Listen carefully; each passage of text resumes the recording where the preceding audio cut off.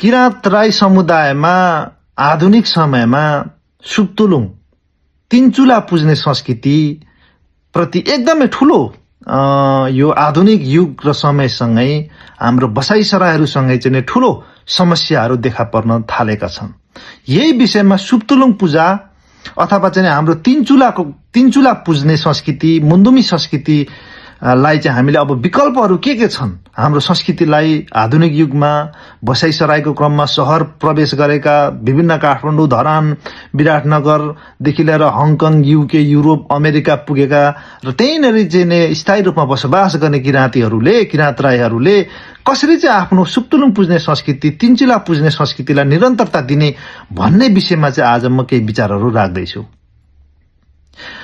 एकजना मेरो चेली, नाम खुलाउन चाहन्न, एकजना चेलीले चाहिँ विवाह गरे पश्चात उहाँको पितृमा उहाँलाई चुलामा चाहिँ मुन्दुमी संस्कृति अनुसार, मुन्दुमी संस्कार अनुसार चाहिँ उहाँलाई चुलामा चाहिँ नहुलेको अवस्था रहेछ र उहाँ चाहिँ आफ्नो मुन्दुमी संस्कृति, आफ्नो संस्कारप्रति यति कटिबद्ध कि म चाहिँ विवाह गरे तापनि मलाई चाहिँ हाम्रो चुलामै हुल्न पर्छ र घरको चुलामै हुल्नु पर्छ भन्ने उहाँको एकदमै उहाँको ठूलो इच्छा, तीव्र चाहना रहेछ। किनकि चुला सुक्तुलुङमा नहुलिएको किराँती समाजमा, किराँत राई समुदायमा चाहिँ विवाह गरे पश्चात चुलामा नहुलेसम्म चाहिँ त्यसलाई आधिकारिक रूपमा मान्यता प्राप्त हुँदैन,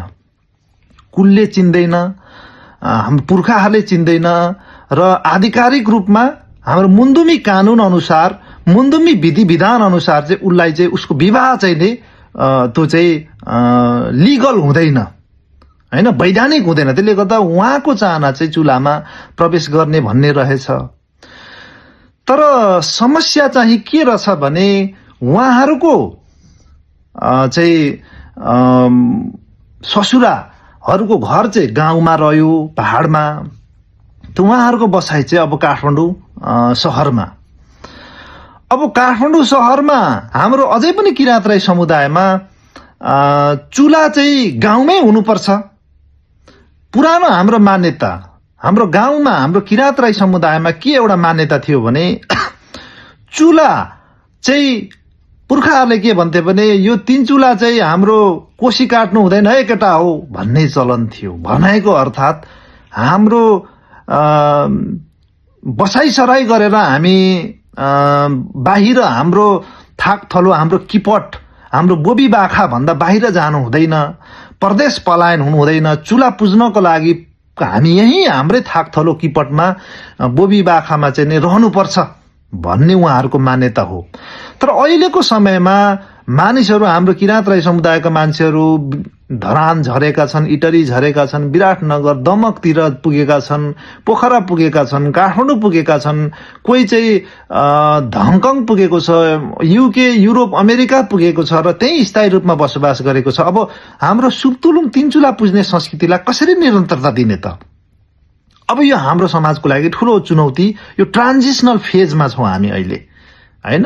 त्यसो भएको हुनाले उहाँले चाहिँ उहाँको ससुराले, ती चेलीको ससुराले चाहिँ चुला गाउँमै रहेको, काठमाडौँमा चाहिँ घर भए तापनि काठमाडौँमा आधिकारिक रूपमा चाहिँ मुन्दुमी तवरले चाहिँ चुलाको स्थापना नगरिसकेको, सुक्तुलुङको स्थापना नगरिसकेको हुनाले चाहिँ अब बिहा गर्ने हो भने गाउँमा पनि घर सबै छोडिसकेको छ, हैन?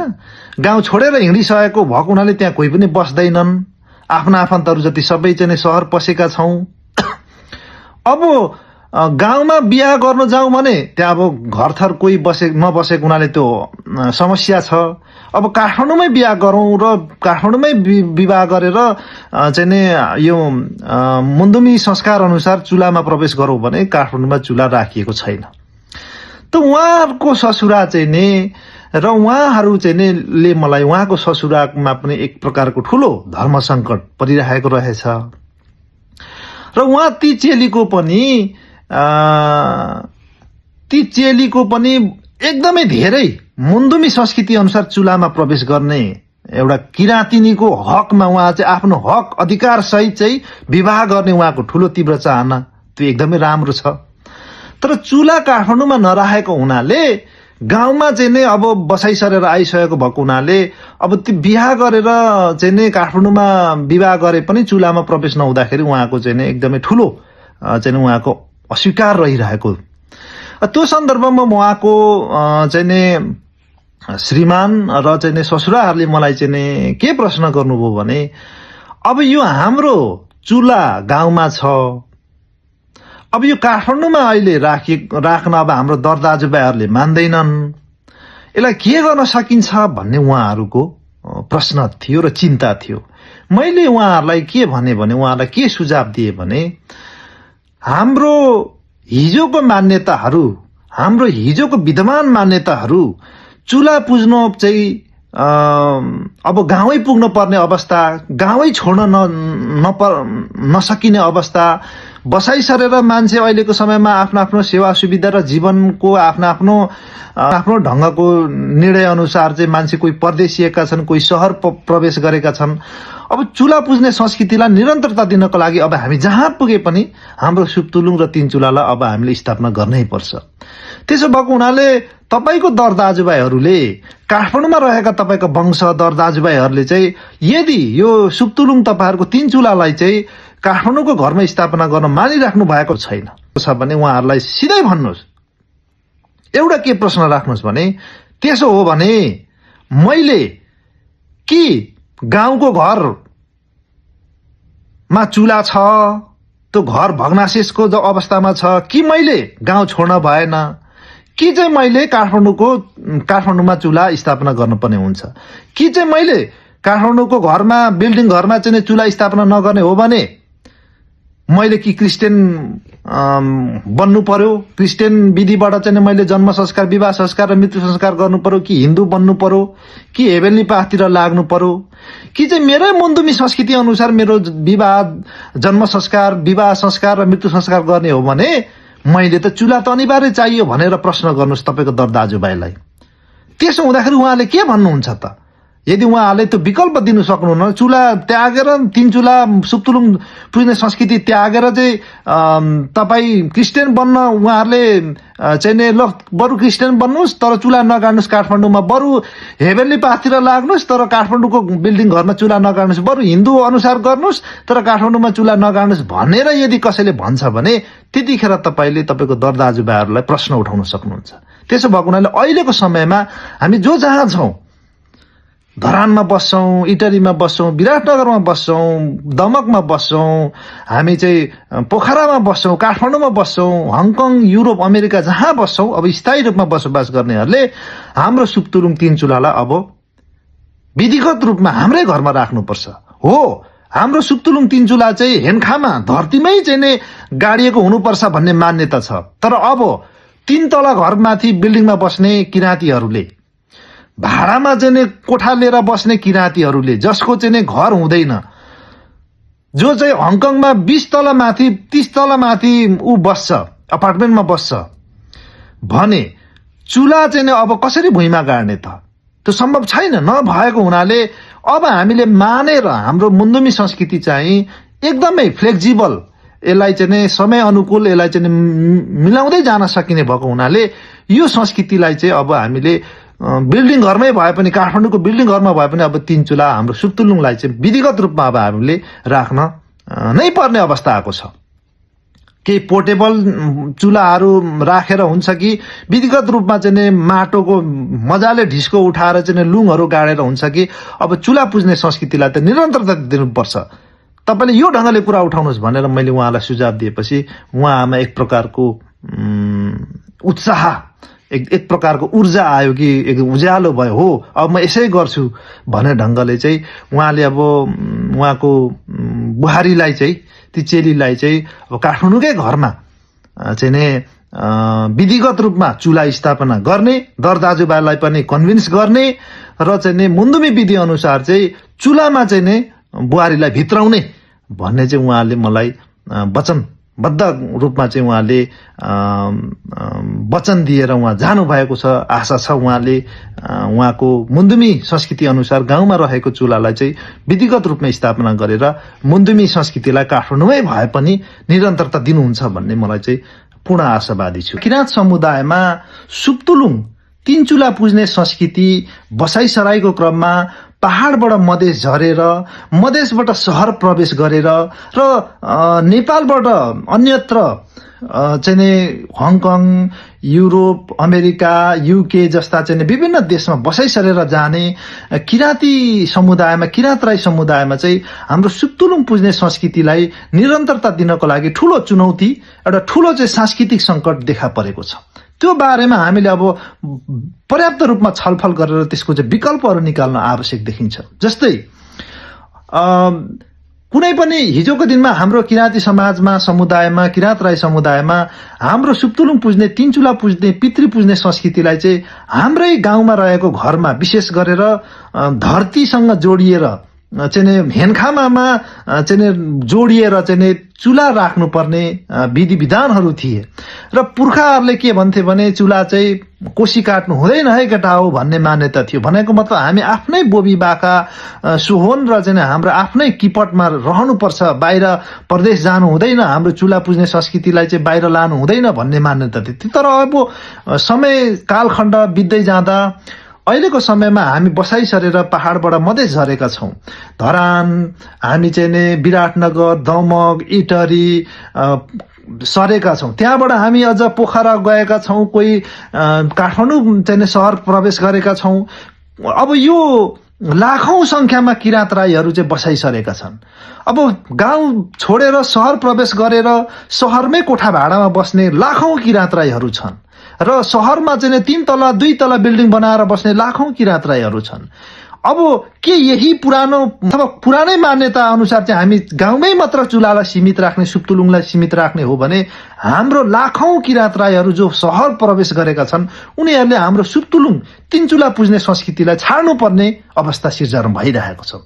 कि चाहिँ विकल्पको रूपमा सहरमा धरान, विराटनगर, इटरी, काठमाडौँ जहाँ रहे पनि अथवा कोठा भाडामा बसे पनि कि चाहिँ हामीले हाम्रो सुप्तुलुङ पुज्ने संस्कृतिलाई निरन्तरता दिनु पर्यो।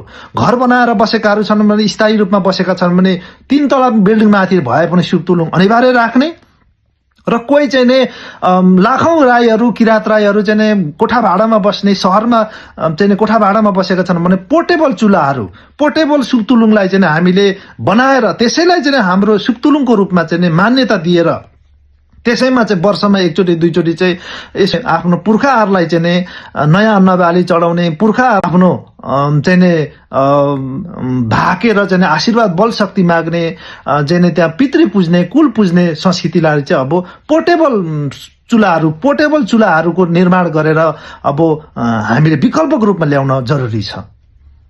त्यसै गरेर 3 तला बिल्डिङमा बस्ने, 4 तला बिल्डिङमा बसे पनि सुप्तुलुङ पुज्ने संस्कृतिलाई अब 3 तलै माथि भए पनि सुप्तुलुङ पुज्ने संस्कृतिलाई निरन्तरता चाहिँ त्यहाँनिर अब चुला गाडेर चाहिँ माथि 3 तलै माथि भए पनि चुला गाड्न चाहिँ अब पर्ने अवस्था आएको छ। त्यसै गरेर विदेशमा हङकङमा बसे पनि 20 तला माथि अपार्टमेन्टमा बसे पनि उसले पोर्टेबल चुलाहरू बनाएर वर्षमा एक दिन चाहिँ आफ्नो कुलपितृहरूलाई पुज्ने संस्कृतिको निरन्तरता दिनुपर्ने आवश्यक देखिन्छ। युरोप, अमेरिका र चाहिँ युके जस्तो देशमा रहेको लाखौं किराँत राईहरू होलान्। लाखौं किराँत राईहरूले के अब हाम्रो चुला पुज्ने संस्कृतिलाई चाहिँ गाउँमै सीमित राख्ने हो र हामीले यसलाई निरन्तरता गाउँमा विदेशमा रहे पनि सहरमा भए पनि यसलाई चाहिँ वैकल्पिक रूपमा हामीले चाहिँ यसलाई अगाडि नबढाउने हो भने के हामी लाखौं किराँत राईहरूले चाहिँ हाम्रो सुप्तुलुङ पुज्ने, हाम्रो तीन चुला पुज्ने संस्कृतिलाई त्याग्ने हो त? त्याग्नु त भएन होला। यसको विकल्पको रूपमा हामीले पोर्टेबल चुलाहरूलाई चाहिँ सुप्तुलुङ मानेर पूजा गर्ने, सामूहिक चुला युकेमा, हङकङमा, अमेरिकामा जसरी हामीले स्थापना गरेको छ त्यसैलाई चाहिँ तीन चुला पुज्ने संस्कृतिको रूपमा विकास गरेर जाने, भरसक भयो भने घर घरमै सानो पोर्टेबल चुलाहरू बालेर चाहिँ नि हामीले त्यसलाई चाहिँ अब सुक्तुलुङ पुज्ने संस्कृतिलाई निरन्तरता दिन आवश्यक छ। होइन भने कि चाहिँ हामीसँग विकल्प नभए पश्चात कि हामी क्रिस्चियन बन्नुपर्ने बाध्य हुन्छौँ, कि हेभेनली पाथतिर लाग्न बाध्य हुन्छौँ, कि हिन्दू धर्म संस्कृति अँगाल्न बाध्य हुन्छौँ। होइन भने हाम्रै मुन्दुमी संस्कृतिलाई निरन्तरता एक पुस्तादेखि अर्को पुस्ता विभिन्न ट्रान्जिसनल फेजमा भइरहेको अवस्थामा यसलाई निरन्तरता दिने हो भने अब हामीले यस्तो प्रकारको विकल्पहरू शहरमा 3 तला बिल्डिङमा बस्नेले पनि चुला राख्ने, काठमाडौँमा बसे पनि चुला राख्ने, भाडामा बसे पनि पोर्टेबल चुला राख्ने र आफ्नो सुक्तुलुङ र 3 चुला पुज्ने संस्कृतिलाई निरन्तरता दिने काममा चाहिँ अब हामी विकल्पहरू चाहिँ निकाल्न अब जरुरी देखिन्छ। होइन भने हाम्रो लाखौं राईहरू जो चाहिँ शहरमा बसेका छन्, गाउँ छोडेर शहर प्रवेश गरेका छन्, उनीहरू त चुलाविहीन सुक्तुलुङविहीन हुने परे।